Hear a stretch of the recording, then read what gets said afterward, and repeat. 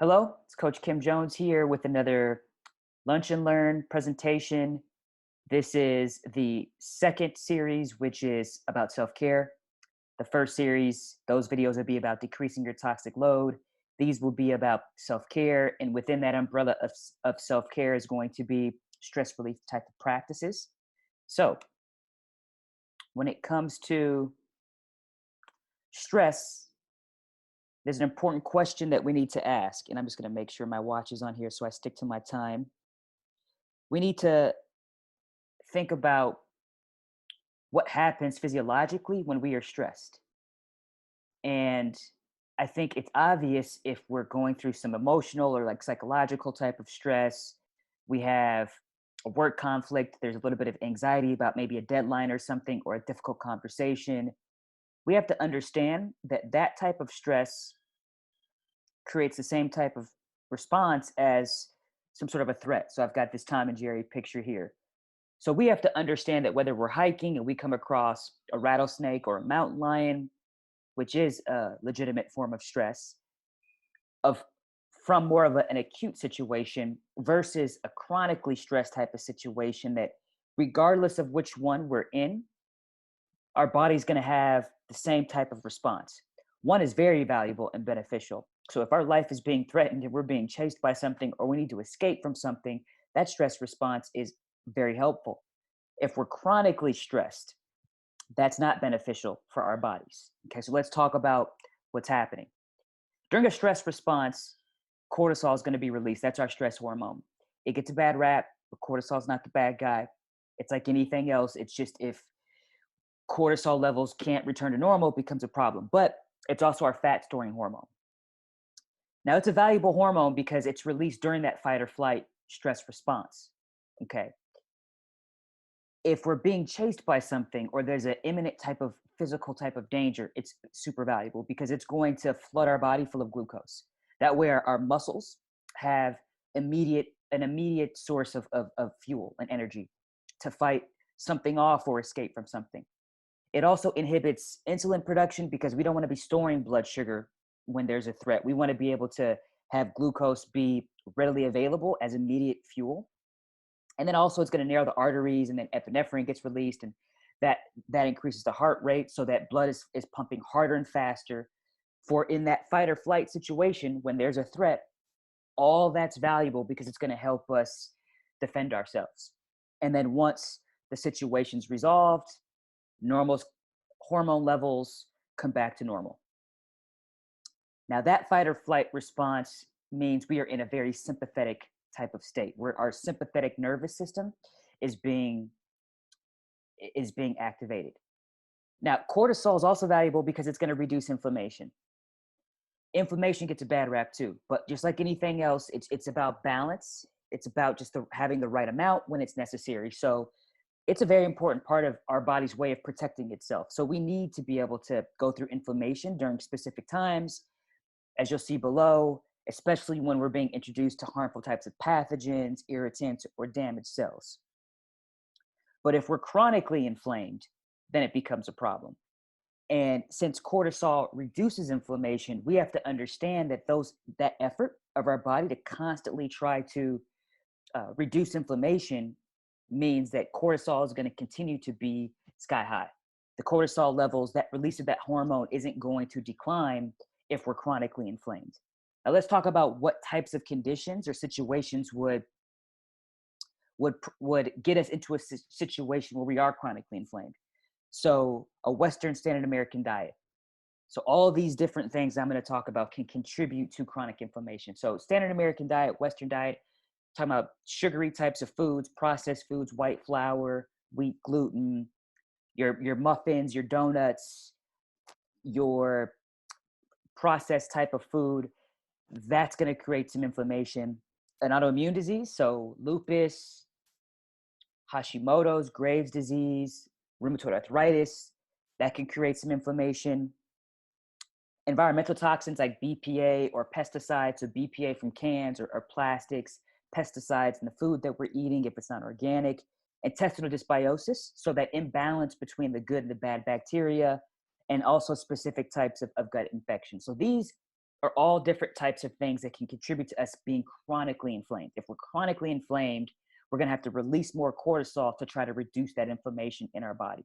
So we stay in we stay in that sympathetic fight or flight type of state. And that's going to suppress our immune system. So if we're not in a parasympathetic state, which is rest and digest, that means we're going to be in that fight or flight state. Those two parts of our nervous system, they cannot be recruited at the same time. They cannot operate simultaneously. We're either in fight or flight or we're in rest and digest. So let's go back to that comparison. Do we want to be in a state where our bodies feel like we're running from something all day, every day? Because that's what happens on the left. That's what happens when we are chronically stressed, like the guy on the right. If we're feeling stressed all the time, then our body actually has that similar response as it's going to have when it's trying to fight off something. So then we got to connect the dots. So if cortisol levels are high, that means that, remember that initial breakdown I gave you, that means that our insulin's not being regulated either if we're in that sympathetic state. So think about our ability to regulate blood sugar. Think about how potentially we could develop some sort of type 2 diabetes type of or pre-diabetic type of condition if we're not eating the right foods, or because we're eating the standard American diet, blood sugar levels are high, and then we're not regulating it because we're actually inhibiting insulin because we're in that fight or flight type of state within our nervous system. So we got to get into a parasympathetic state. That's where the self-care comes in. These are some examples: journaling, yoga, stretching, doing some Tai Chi, Qigong, getting a massage, deep breathing to stimulate your vagus nerve. These are all going to be things to help us down-regulate so those cortisol levels can drop, so we can reduce that inflammation, and we can get into more of a state of rest and digest, which allows us to actually use the food energy that we're getting. So remember, carbs, proteins, fats, they provide energy. We can utilize that energy from our food that helps our digestive enzymes and our hormones actually contribute to an optimal digestive and absorption type of situation within our gut. And I bring up the digestive enzymes and the hormones because in order for us to utilize the food and in order for us to be able to have peak performance and our ability to release proper hormones and enzymes to help us digest our food and absorb our food, we cannot be stressed all the time. This is where stress and self-care practices are going to impact our ability to actually utilize our food properly. If we're stressed, it's going to impact our stomach acid. It's going to suppress our stomach acid. We have to be able to produce enough stomach acid in a very specific range of acidity levels to be able to break down our foods. If that doesn't happen, we're not going to release digestive enzymes to help us break down proteins, carbs, and fats. I'll give you an example of what happens if we don't digest our proteins properly. If we don't release the enzymes to help us break down proteins, then we're going to potentially have these undigested protein particles floating in our bloodstream, which is not where they belong. Our body's smart. It knows that that's not where they belong. And you'll see below that it can create, if we've got undigested proteins in the bloodstream, an allergic response or an autoimmune response. And we just learned that autoimmune type of diseases can actually contribute to chronic levels of inflammation. It also, well, let's talk about how it connects with that autoimmune condition.